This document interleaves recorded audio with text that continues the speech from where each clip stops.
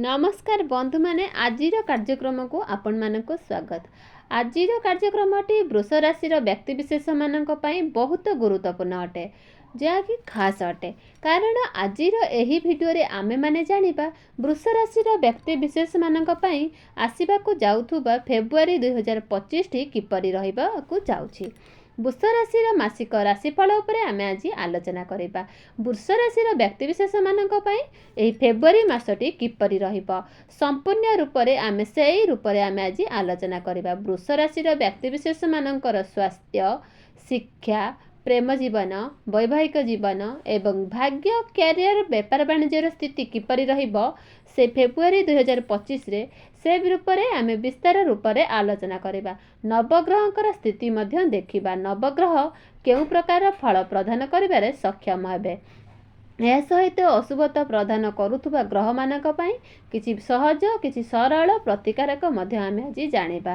तो बंधु माने हेति पई भिडियोटी को आपण स्किप न करी थरे मात्र शेष पर्यंत निश्चित देखंतु एवं आपणकर जदि वृष राशि होई थाए तेबे आपण जदि वृष राशि होई थाए आपण भिडियोटी को लाइक करे चैनल टी को सब्सक्राइब कर दियंतु। भक्ति एवं श्रद्धार सहित जय श्री जगन्नाथ निश्चित लेखंतु। आसंतु आरंभ करिबा आजिर कार्यक्रम को जहाँकि जन्म राशि एवं चंद्र राशि उपरे आधारित अटे।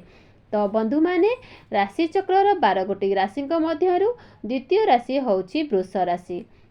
तो बंधु माने वृष राशिर अधिपति होउचंती शुक्र जे कि आपणकर एकादश भाव रे विराजमान अछंती। आपणकर प्रथम भाव रे विराजमान अछंती देवगुरु बृहस्पति, द्वितीय भाव रे विराजमान अछंती मंगल, आपणकर पंचम भाव रे विराजमान अछंती केतु एवं नवम भाव रे विराजमान अछंती बुध एवं सूर्य, दशम भाव रे विराजमान अछंती शनि एवं आपणकर एकादश भाव रे विराजमान अछंती राहु एवं शुक्र। तो सर्वप्रथमे आसंतु जानि नेबा आपणकर स्वास्थ्य किपरि रहिबो एई फेब्रुआरी 2025 रे।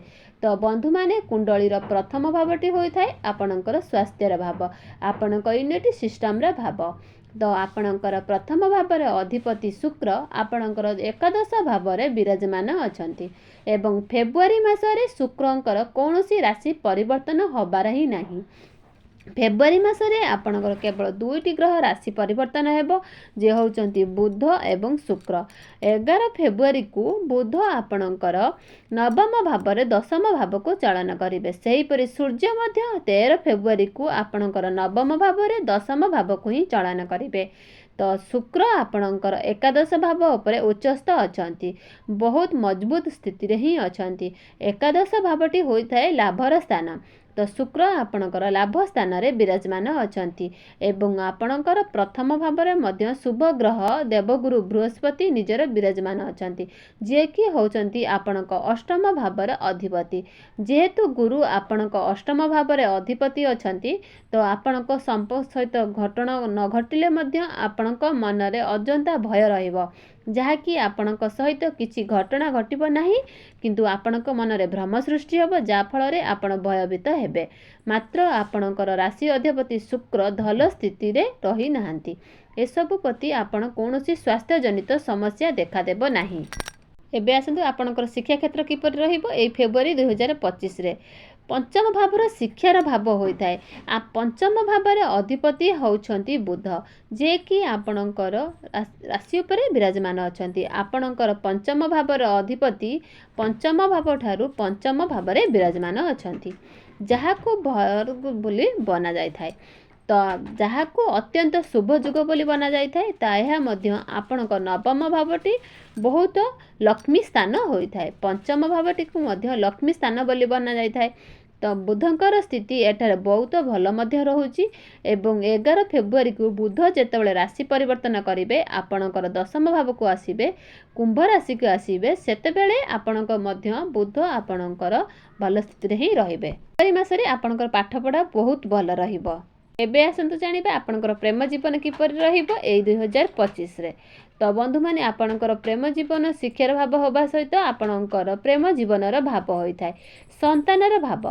तो आपणकर पंचम भावर अधिपति होउछंती बुध जे कि आपणकर नवम भाव रे विराजमान अछंती। ମାସରେ ଆପଣ ଟିକେ ରୋମାଣ୍ଟିକ୍ ରହିପାରନ୍ତି। ଆପଣଙ୍କର ପଞ୍ଚମ ଭାବରେ ସିଧାସଳଖ ରହୁଛନ୍ତି। ଏହି ମାସରେ ଆପଣଙ୍କର ଭଲ ପାଇବା ବହୁତ ଭଲ ରହିବ। ଆପଣଙ୍କର ପ୍ରେମ ଜୀବନକୁ ନେଇକି ଆପଣ ବହୁତ ଖୁସି ରହିବେ, ବହୁତ ମାନେ ଖୁସି ମନର ରହିବେ। ଏବେ ଆସନ୍ତୁ ଜାଣିବା ଆପଣଙ୍କର ବୈବାହିକ ଜୀବନ କିପରି ରହିବ ଏଇ 2025ରେ। ଆପଣ ସପ୍ତମର ଭାବ ହୋଇଥାଏ ବୈବାହିକ ଜୀବନର ଭାବ, ଆପଣ ଜୀବନ ସାଥୀର ଭାବ। ଆପଣଙ୍କର ସପ୍ତମ ଭାବର ଅଧିପତି ହେଉଛନ୍ତି ମଙ୍ଗଳ, ଯିଏକି ଆପଣଙ୍କର ଦ୍ୱିତୀୟ ଭାବରେ ବିରାଜମାନ ଅଛନ୍ତି। ବନ୍ଧୁମାନେ, ଏମିତି ଯଦି ଆପଣ ଦେଖିବେ ଆପଣଙ୍କର ସମସ୍ତ ଗ୍ରହ ଶୁଭସ୍ଥ ହିଁ ବିରାଜମାନ ଅଛନ୍ତି। ଏହି ମାସଟି ଆପଣଙ୍କ ପାଇଁ ବହୁତ ବିଶେଷ ହେବାକୁ ଯାଉଛି, ବହୁତ ଖାସ୍ ହେବାକୁ ଯାଉଛି। ତ ଆପଣଙ୍କର ବୈବାହିକ ଜୀବନର ମଧ୍ୟ ଏହି ମାସରେ ବହୁତ ଭଲ ରହିବ। ଏବେ ଆସନ୍ତୁ ଜାଣିବା ସବୁଠୁ ମହତ୍ତ୍ୱପୂର୍ଣ୍ଣ ବିଷୟବସ୍ତୁ ଆପଣଙ୍କର ଭାଗ୍ୟ, କ୍ୟାରିୟର, ବେପାର ବାଣିଜ୍ୟ ସ୍ଥିତି କିପରି ରହିବ ଏଇ ଫେବୃଆରୀ 2025ରେ। ତ ବନ୍ଧୁମାନେ, ଆପଣଙ୍କର ନବମ ଭାବଟି ହୋଇଥାଏ ଆପଣଙ୍କ ଭାଗ୍ୟର ସ୍ଥାନ, ଦଶମ ଭାବଟି ହୋଇଥାଏ ଆପଣଙ୍କର କ୍ୟାରିୟର କାର୍ଯ୍ୟକ୍ଷେତ୍ରର ସ୍ଥାନ ଏବଂ ସପ୍ତମ ଭାବଟି ହୋଇଥାଏ ଆପଣଙ୍କର ବେପାର ବାଣିଜ୍ୟର ଭାବ। ତ ନବମ ଭାବର ଅଧିପତି ହେଉଛନ୍ତି ଶନି, ଯେ କି ଆପଣଙ୍କ ଦଶମ ଭାବର ଅଧିପତି ହେଉଛନ୍ତି ମଧ୍ୟ ଶନି। ଶନି ଆପଣଙ୍କର ଦଶମ ଭାବରେ ବିରାଜମାନ ଅଛନ୍ତି ଏବଂ ଆପଣଙ୍କର ଭାଗ୍ୟ ଭାବ ଉପରେ ଦେବଗୁରୁ ବୃହସ୍ପତି ମଧ୍ୟ ଦୃଷ୍ଟି ରହୁଅଛି। ତ ଏହି ମାସଟି ଆପଣଙ୍କର ଭାଗ୍ୟ ମଧ୍ୟ ବହୁତ ମଜବୁତ ରହିବ। ଆପଣଙ୍କୁ ସମ୍ପୂର୍ଣ୍ଣ ରୂପରେ ଆପଣଙ୍କର ଭାଗ୍ୟ ସାଥ ମିଳିବ। ଏବେ ଆସନ୍ତୁ ଜାଣିବା ଆପଣଙ୍କର କ୍ୟାରିୟର, ଆପଣଙ୍କ କାର୍ଯ୍ୟକ୍ଷେତ୍ର କିପରି ରହିବ ଏଇ ଫେବୃଆରୀ 2025ରେ। ତ ବନ୍ଧୁମାନେ, ମୁଁ ଆପଣଙ୍କୁ କହିସାରିଛି ଆପଣ ଦଶମ ଭାବଟି ହୋଇଥାଏ ଆପଣଙ୍କ କ୍ୟାରିୟର ଭାବ। ଦଶମ ଭାବରେ ଅଧିପତି ହେଉଛି ଶନି ଅଟନ୍ତି। ତ ଶନି ଦଶମ ଭାବ ଉପରେ ହିଁ ବିରାଜମାନ ଅଛନ୍ତି। ତ ଶନି ଆପଣଙ୍କର ଦଶମ ଭାବରେ ବିରାଜମାନ ରହି ଆପଣଙ୍କର ଶଶା ନାମକ ରାଜଯୋଗ ନିର୍ମାଣ କରୁଛନ୍ତି। ତ ଆପଣ ନିଜ କ୍ୟାରିୟରରେ ବହୁତ ଠିକ୍ ଡିସିସନ୍ ନେଇପାରିବେ ଏବଂ ନିଜ କ୍ୟାରିୟର ସମ୍ବନ୍ଧିତ ଯଦି କୌଣସି ସମସ୍ୟା ଚିନ୍ତା କରୁଛନ୍ତି, ତ କିଛି ବେଟର କରିବାକୁ ଚାହୁଁଛନ୍ତି, ତ ଆପଣଙ୍କର କ୍ୟାରିୟର ରିଲେଟେଡ଼ରେ ଆପଣଙ୍କୁ କିଛି ପ୍ଲାନିଂ କରୁଛନ୍ତି, ତ ଫେବୃଆରୀ ମାସଟି ନିଶ୍ଚିତ ରୂପରେ ଆପଣଙ୍କ ପାଇଁ ବହୁତ ଅନୁକୂଳ ରହିବ। କାରଣ ଆପଣଙ୍କର ପ୍ରତ୍ୟେକ ଗ୍ରହ ଆପଣଙ୍କ ଏହି ମାସରେ ବହୁତ ଶୁଭ ସ୍ଥାନରେ ଉଚ୍ଚସ୍ଥ ହୋଇ ରହିଛନ୍ତି।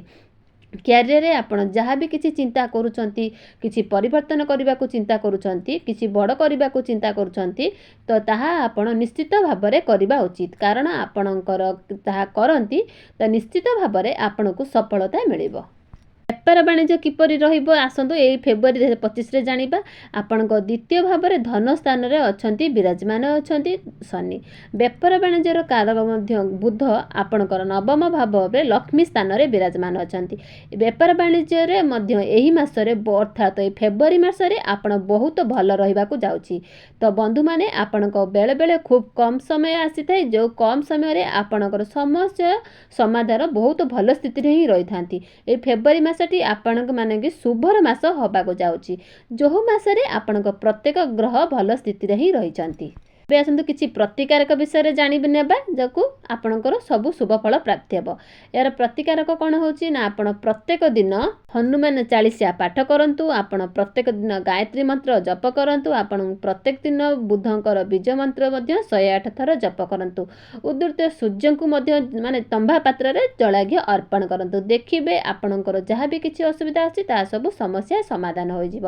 ତେବେ ଦର୍ଶକ ବନ୍ଧୁ, ଆପଣଙ୍କ ଜୀବନ ମଙ୍ଗଳମୟ ହେଉ, ଏହା ହିଁ ଆମର ଈଶ୍ୱରଙ୍କ ନିକଟରେ ମୋର ପ୍ରାର୍ଥନା। ତେବେ ଦର୍ଶକ ବନ୍ଧୁ, ମୋର ଭିଡ଼ିଓଟି ପସନ୍ଦ ଆସିଲେ ନିଶ୍ଚିତ ଲାଇକ୍, ସେୟାର, କମେଣ୍ଟ କରିବାକୁ ଜମାରେ ରହିଲି ଦର୍ଶକ ବନ୍ଧୁ। ଜୟ ଜଗନ୍ନାଥ।